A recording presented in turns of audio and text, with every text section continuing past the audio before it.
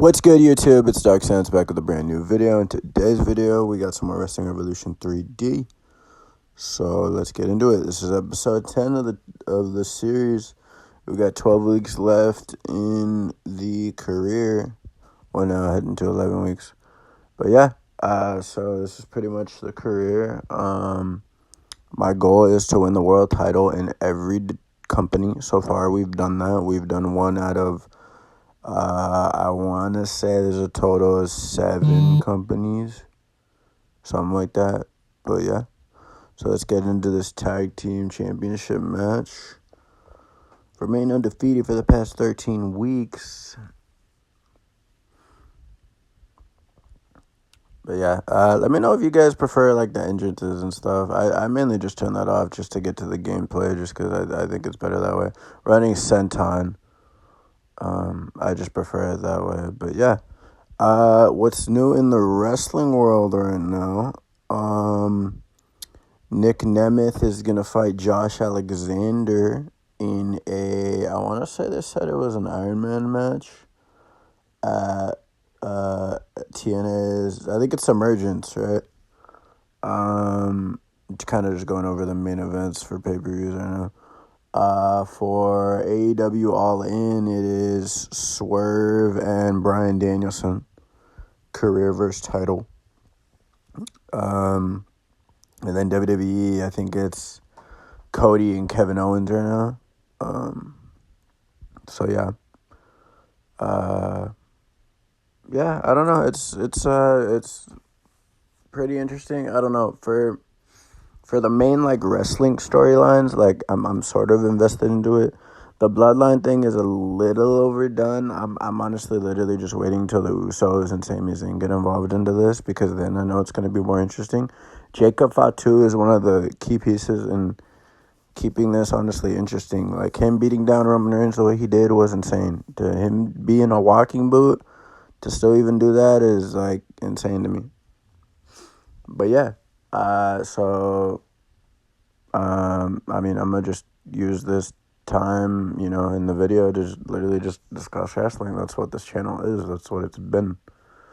I mean, that's what my channel was, back in high school when I decided to make bang, just hit the J Driller, 1, 2, and 3. But yeah, I mean, that's just pretty much what the channel was. I received word from Matt Dickey that this match will be restarted. Wow, okay. But yeah, I got kind of pissed off at the ref. I was just like, okay. But yeah, that's pretty much what this channel's been since high school. Like it says, my channel, like I've had it since 2015 or whatever. But, I started videos like 2016, 2017, so that's really what my channel's been surrounded by, is about wrestling. Wrestling's always been, my favorite. Like, I will admit, in the 2020 years, I did take a break from it. I wasn't watching it as frequent, just because Raw and SmackDown wasn't that interesting to me at the time. And I did watch AEW from time to time, but not as frequent as I am now. But yeah.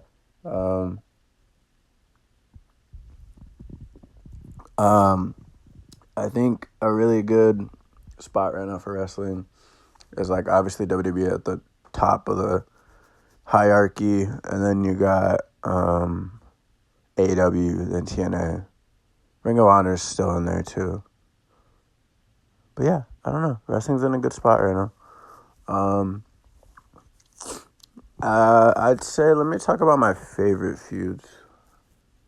So right now it's probably Liv and Dom against Rhea and Priest. That's probably a really, really good feud right now, just because I like the whole Judgment Day thing. The Bloodline thing, I'm only really a fan of Jacob Fatu. I like that Roman's back. I'm not gonna hate on him that he's back or whatever. I think Solo is kind of boring. I'm excited for the Cena retirement tour. I think that's gonna be freaking amazing. I think realistically he should get the world title like he should, and get get the world title like he should. Finally pass up Ric Flair, because it's long overdue, and get the IC title. I don't care if it's an IC title run where he holds it for like a month or something. You know, it could be a thing where like, oh, he freaking beats Braun Breaker or something for it. And then, oh, Braun Breaker cheats to win it back. And then it's like, oh, crap. And then Cena's like, you know what? I'm going to challenge for the world title because why not? I'm John Cena. Like, dude, he has that much of a stance on wrestling to where he's just that good, you know, where he can do this. So, I don't know. And then for TNA, I'm really hoping they use the Hardys correctly. The issue is Jeff Hardy's kind of legal situation. Just because, you know, like, if he's really able to be, like, not a sense be there, because obviously he's signed to the company. It's just more or less of him wanting to be there. I don't know. I feel like at times, like, I'm watching TNA, and they do the little vignettes with the Hardys backstage, and you kind of just tell, like, Jeff doesn't look happy. I don't know. I mean, I feel like at this point in his career, he's kind of just like, I want to win, you know, one meaningful title left in my career and then probably retire, like, officially. But yeah, I don't know. WWE is, like, kind of crazy for this, too. Like, apparently Jeff could have been in the Hall of Fame, but Jeff turned it down because he wanted to be in there with his brother, which I fully respect that. But at the same time, it's like people do realize you can be in the Hall of Fame as yourself, and then you can be in the Hall of Fame with a tag team. You know, hence the Brothers of Destruction. I'm pretty sure they've been in the Hall of Fame. I don't really know the Hall of Fame, like, logistics of all that. But yeah, I just, I don't know. I really hope the Hardys get one final run. I don't know if that's going to be TNA, if they just say, screw it, let's go to NXT, because we've never won the NXT tag titles, which I don't really understand why you'd want to when, you know, you guys have never really been in the developmental, like, program like that. But I don't know. I feel like there's a lot they could do. I really like Nick Nemeth right now in TNA. I'm not a big fan of the Matt Cardona and, like, Steph DeLander, like, PCO thing. Like, I think the story itself is cool. I just think, you know, Steph DeLander can literally be, like, a legitimate talent for the brand, and they're just not using her. I think Jordynne Grace is getting kind of stale, not in her in-ring ability and, you know, her matches and all that. I just think they don't have competition there for her. So, obviously, I think they're going to wait till her contract runs out, and she's going to sign with the WWE. She'll probably take the NXT title from Roxanne Perez or something.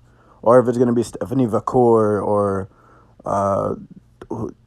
whoever the other competitors are going to be in that. But yeah, I don't know, because there's a lot of talent WWE can use right now. A lot of guys that I hope get pushed right. Like, a bunch of rumored guys that they're supposed to be signing soon, too. Like, you know, Ricky Starks was an idea. The Motor City Machine Guns, Alex Shelley and Chris Sabin. Pentagon and Phoenix, you know, the Lucha Brothers. Like, I feel like there's a lot that could happen within wrestling in the next couple months. I could see it being a situation where the Guns are in NXT to build up those guys, and then, you know, the Lucha Brothers kind of just skip NXT altogether, just because I feel like those guys are just way more past, like, you know, like, just way more past a lot of that. And I feel like the Guns kind of understand, you know, like, hey, you know, like, you know, we're able to work with guys, you know. But the Lucha Brothers are like, I feel like they would do amazing on the main roster as opposed to NXT. Like, no shot to NXT, but it's just like, in terms of their tag division too, like, they don't really have a good one. Like, TNA doesn't have a good tag division. NXT, like, yes, they do. Like, yes and no. You know, it's like give and take. I don't know. But yeah, back to my favorite feuds. I'd say the Wesley heel turn. I'm I'm gonna keep it a buck with y'all. That literally made me super upset. Like, it gave me vibes of the Shield turn. Like, not just in the fact of like, oh, like, dude, like, this has been our brother for years, you know, like, oh, and then, you know, we just randomly split. It's just like, dude, um the timing of it, like, it just seemed kind of crazy, like, heel West, you know, and then it's like, oh, boom, you know, we're gonna have a number one contender match. Him, Joe Hendry, and freaking Pete Dunne of all people. Like, what the hell? Like, okay, clearly Pete Dunne getting pinned, right? Pete Dunne clearly getting pinned here. I mean, I assume Joe Hendry's probably gonna switch over to WWE too. Like, that's kind of how, you know, as much as I don't want this, you know, partnership thing to end in that way and shape, I think it is gonna end that way. Like, Jordan Grace comes over to NXT, Stephanie McCoy is already in NXT, like, you know, and then they get, you know, like, maybe the Rascals end up moving over, like, Joe Hendry, you know, like, all these guys. Josh Alexander, I don't really see being one of those guys. Frankie Kazarian, I could see eventually jumping ship if he's seriously, like, not satisfied with, you know, everything kind of going on. I don't really see him being in the world title picture for TNA ever. Just, I'm sorry, I don't. Like, the difference is with, like, you know, with Bad Influence with Christopher Daniels, is Christopher Daniels was, dude, he was an OG. Like, I mean, I'm not saying Kazarian ain't an OG. I'm saying, like, Daniels put in his time and effort to, you know, to be in, you know, like, one of the best guys for them. And now, you know, he's an on-screen, you know, EVP, you know, situation deal with AEW. So, but yeah, I don't know. Wrestling is just in a really, really good spot right now. I think TNA does need to work on their stories a little bit, but the match quality is there. The match quality is, like, some of my favorite things going on right now. For AEW right now, it's kind of in the same boat. I mean, I do like a lot of the matches. Like, they got MJF and Will Ospreay. Ospreay is, like, one of my all-time favorite wrestlers right now. Ospreay, Swerve, Adam Cole, Kyle O'Reilly. So, but yeah, I don't know. I think there's a lot that AEW needs to work on in terms of storytelling. Like, personally, I think the American Championship and just having MJF do this whole, like, freaking, you know, U.S. freaking run or whatever. Like, I think that's corny.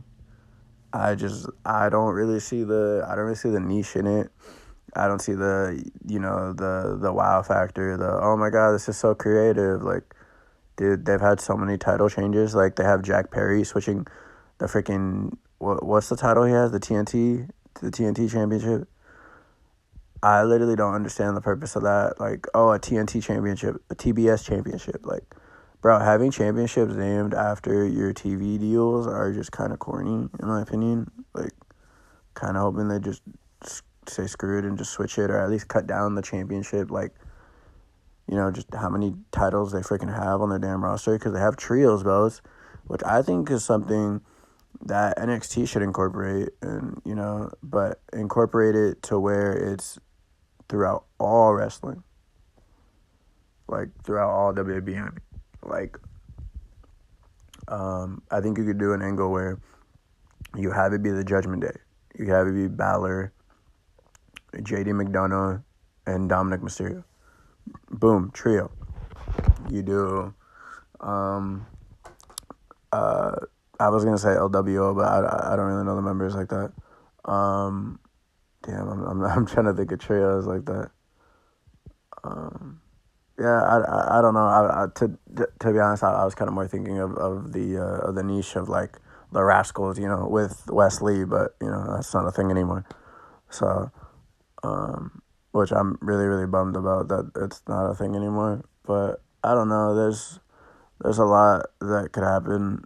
I mean, I heard it's rumored that there's going to be mid card titles for the WWE soon.